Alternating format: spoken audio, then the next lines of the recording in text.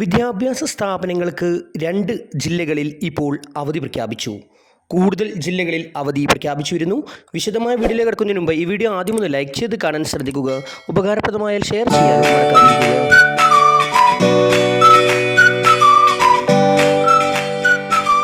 നമുക്ക് നേരെ വീഡിയോയിലേക്ക് കിടക്കാം.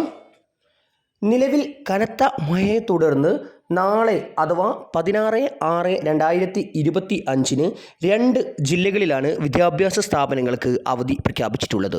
തൃശ്ശൂർ, കാസർഗോഡ് ജില്ലയിലെ വിദ്യാഭ്യാസ സ്ഥാപനങ്ങൾക്ക് നാളെ അവധി പ്രഖ്യാപിച്ചിട്ടുണ്ട്. വിവിധ ജില്ലകളിൽ റെഡ് അലർട്ട് പ്രഖ്യാപിച്ചിട്ടുണ്ട്. റെഡ് അലർട്ട് പ്രഖ്യാപിച്ചിട്ടുള്ള ജില്ലകളിൽ നാളെ അവധി പ്രഖ്യാപിക്കാൻ സാധ്യതയുണ്ട്.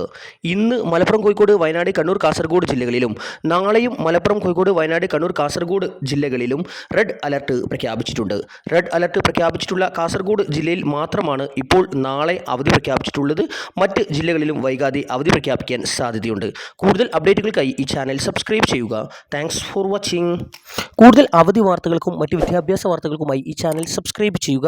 Thanks for watching.